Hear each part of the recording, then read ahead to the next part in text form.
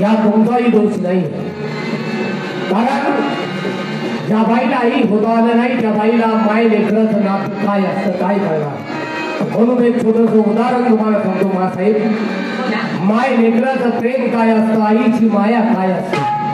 ज्यावेळी आम्ही शिक्षणासाठी बाहेर होतो त्यावेळी माझ्या शाळेचा माझाच एक मित्र आमच्या शाळेतल्या मुलीवरती जीवापार प्रेम करत होता.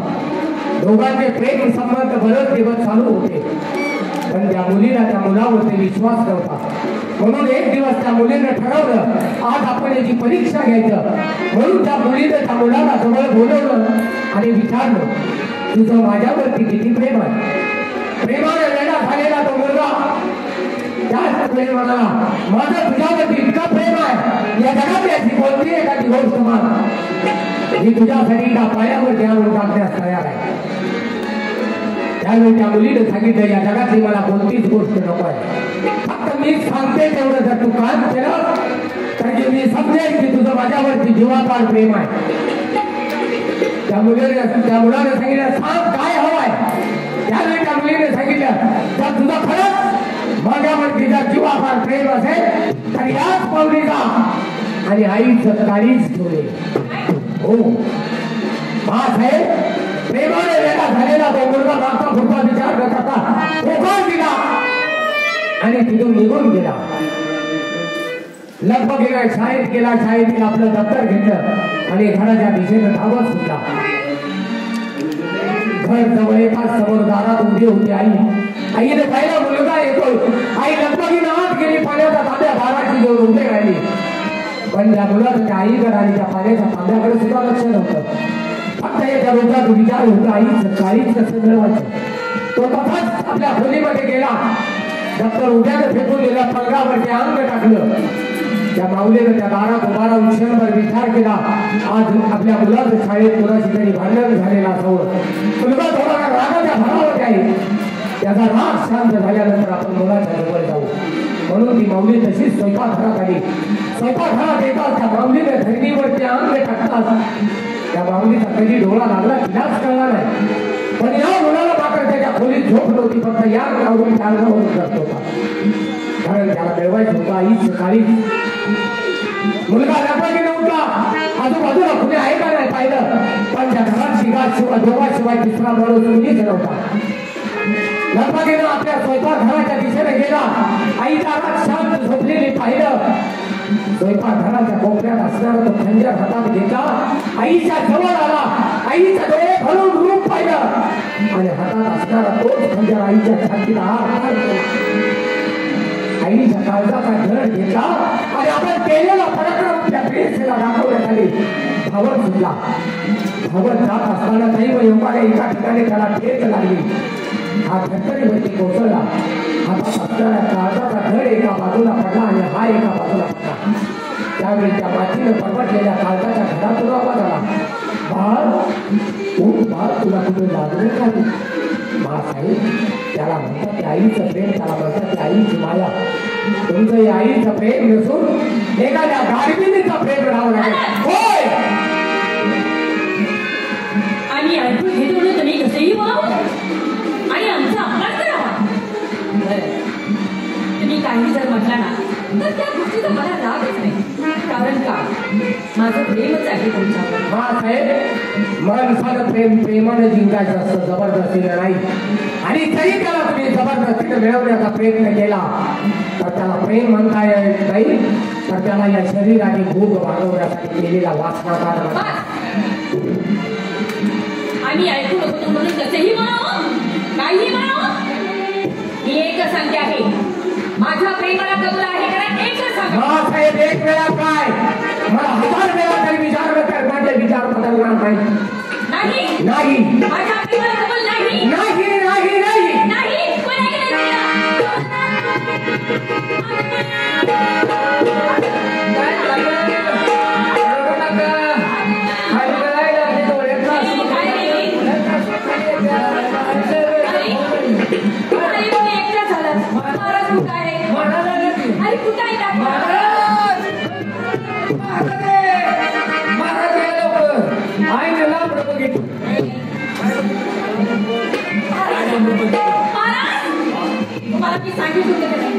शिकवणीला जाऊ नका म्हटलं होती काय मी.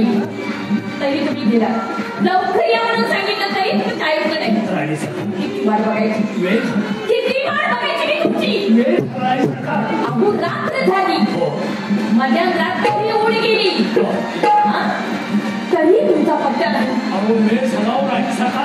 किती मी तुम्हाला सांगितलं किती वाट बघायची तुमची. भरतला कोणी ठेवलं होतं ना तुम्ही शिवेला माझ्या. त्या भरतने काय केलं माहितीये तुम्हाला. मध्यरात्री तो माझ्या रंगमाली आला.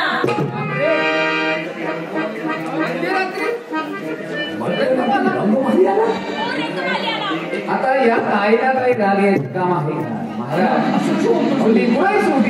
मुलं आहे आला असेल मध्यरात्री आईजवळ.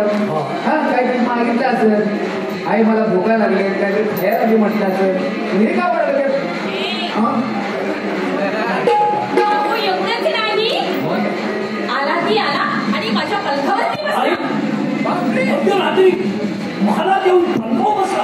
आईच्या पंखावरती बसला म्हणून आईला राग आला काय? अरे मग मागेचा काय? यात आईला राग यायचं काही काम आहे का महाराज? म्हणजे अहो मुलगा आहे शेवटी लेकरू आहे ते कमून मागून बाहेर आला असेल आईच्या पलंगावरती बसला असेल आई मला ताब्या भरून पाणी देईल तहान लागली म्हटलं असेल हा आता नाही महाराज आईच्या पलंगावरती बसला म्हणून आईला काय राग यायचं काम आहे? त्याला काही लॉज बुकिंग करायचं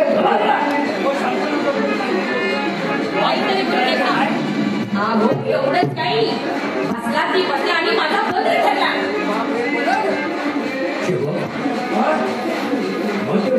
मला जाऊन पंखाव बसून बदल करणं योग्य आहे. मुलाला आईचा पदर ठरला. मग आईला राग यायचं काय कारण? अरे असं कसं बोलतो तुम्ही? किती वर्षाचा मुलं असेल 90 वर्षाचा मुलाला आईचा पदर ठरला.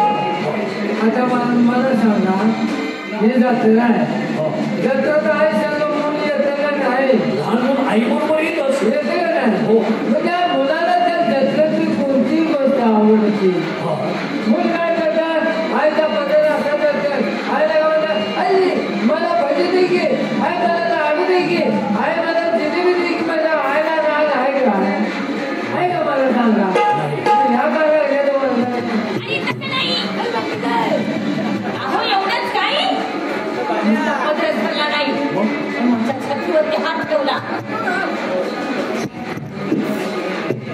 आईला मुलाने हे कर्तव्य करायला नाही पाहिजे. छातीवर हात ठेवला मुलाला आईच्या छातीवर हात ठेवला किती अभावित आहे. बापाचं कर्तव्य मुलाने केलं. अहो मुलाचा आईच्या छातीवर हात ठेवला मी चेष्टा आहे का? बदल झाला. छातीवर हात ठेवला. रोज तुम्ही ठेवता त्याचं काय नाही. मुलाला आईच्या छातीवर हात ठेवला तुम्हाला काय झालंय? रागाने काय केलं आहे मला तुम्ही सांगा. आकाशे हात मिळे लज्जा नसे तिरपली आकाशे हात मिळे लज्जा नसे तिरपली गरीब गेला माता त्यातून वस्तू निघे पाहिजे. एखादी माता लहान मुलाला जन्म देते ती म्हणून रडायला लागला त्याला खबानी देते का?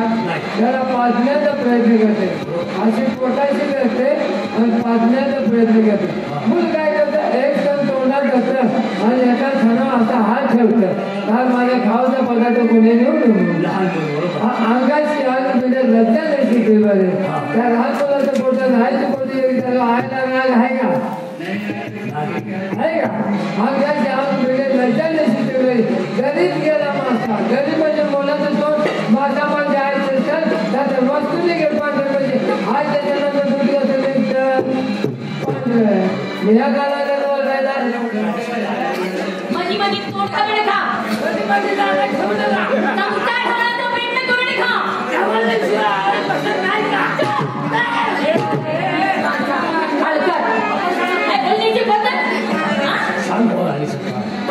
तुम्ही शांत व्हा. नाही मी कशी शांत होणार? तुम्ही लाडके आहात ना तुमची लाडाची नोकर आहे. लाडके जुने विनोदी बसा नोकर बसा बसा बसा बसा बसा विनोदी नोकर तुम्ही बसा.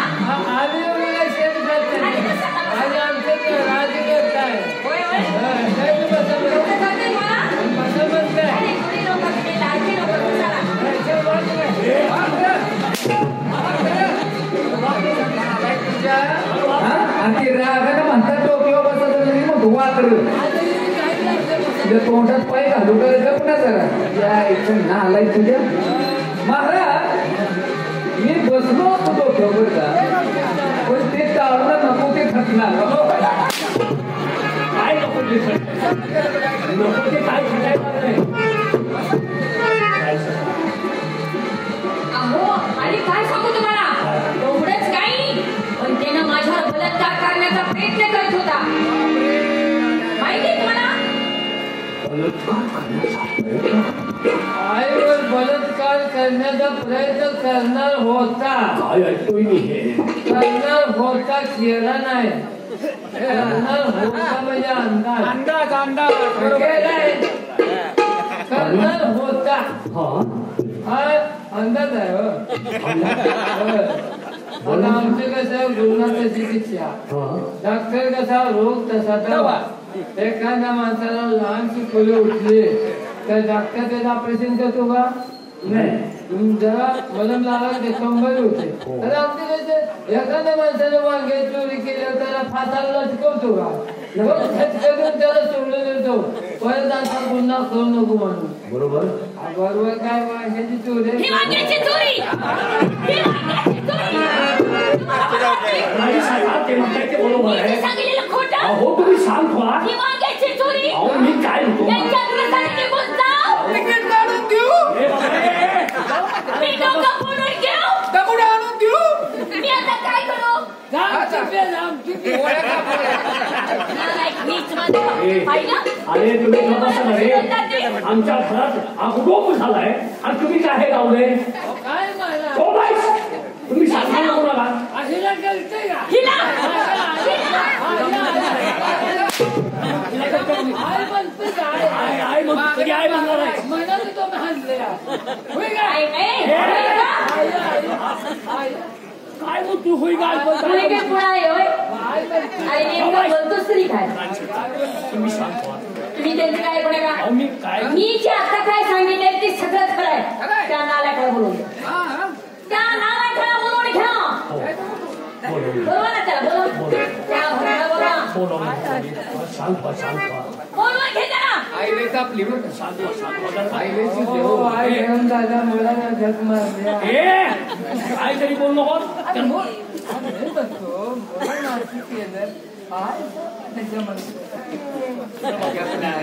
बोलवून घे हे भारतीय भरत महाराज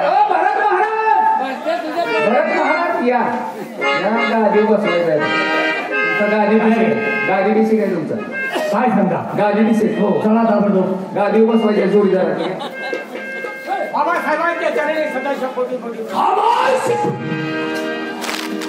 तुमचा प्रणामाचा मान धिक्कार प्रणाम वा चांगले वागलात चांगले राहिलात चांगले संस्कार आम्ही केले त्याचा परिणाम हा ना बाबासाहेब आमच्या हातून चूक तरी काय झाली तरी आम्हाला समजू द्या. काय व्हायचं राहिलं आपण सांगितल्याप्रमाणे आम्ही महासाहेबांच्या सेवेसाठी थांबलो. उत्तम सेवा केली त्यांची सेवा केली. हा हवं नको ते विचारलं आणखी काय हवंय. चांगली देखभाल त्यांची केली हो हा मध्यरात्री गेला महालात गेला पलंगावर बसला हो पदर पकडला आई आई म्हणल्यानंतर आम्ही महासाहेबांचा पदर पकडला. छातीव देखील हात ठेवला एवढाच करून नाही थांबला तर बलात्कार बाबासाहेब काय बाबासाहेब काय बोलताय आपण हे? काय ऐकता तुम्ही हे बाबासाहेब आपण बोलत असताना आपल्या बोलण्याच्या समोरच्या व्यक्तीवरती त्याचे काय परिणाम होतील याचे भान ठेवा बाबासाहेब. काय परिणाम होतील राणी सरकार सांगतात ते खोटं आहे राणी सरकार बोलतात ते खोटं आहे आणि आज तुम्ही तुमच्या तांदळासाहेब स्वच्छ आहात तुम्ही बाबासाहेब महासाहेबांनी तुम्हाला काय सांगितलं मला माहित नाही पण मी सांगतोय ते सत्य आहे. काय सत्य आहे महासाहेबांच्या रंगमालामध्ये आम्ही गेलो. हा. तुम्ही सांगितलेले आज्ञेचं पालन करण्यासाठी त्यांना काय हवं काय नको ते विचारलं. पलंगावरती सुद्धा ते जाऊन बसलो. हा. पण नको त्या गोष्टीला तुम्ही महासाहेब आणि आमच्या पवित्र नात्याला जो कलंक लावताय तो चुकीचा आहे. मी कलम लावतोय वा मी कलम चुकीचं. ऐका म्हणजे मी जे सांगितलेलं हे सगळं चुकीचं. अरे नीच माणसा किती नीच किती हलकट आहे. अरे मला माहित आहे. अरे मी आहे माझे सगळं कसं बघायचं नजरेने कसं बघायचं काय कळतं का ह्याला. किती नीच किती हलकट आहे. अरे नीच माणसा तुझ्या गरीचा पोट पिटला पण नाही. तुम्ही काय ते ऐकू नका. ह्याच्या अंगाची चमडी करा मसलखानेमध्ये घ्या त्याची डायरेक्ट तुकडी करा आणि रक्तानं भरलेली मला संशय दाखवण्यासाठी घेऊन या. मी सांगते तेवढंच ऐका. हवालदार मी आता काय सांगते तेवढंच ऐका. ह्याच्या अंगाची चमडी करा तुकडे तुकडे करून रक्तानं भरलेले संशय मला दाखवण्यासाठी. मी जे काय सांगते तेवढंच ऐका. जाते आहे मी.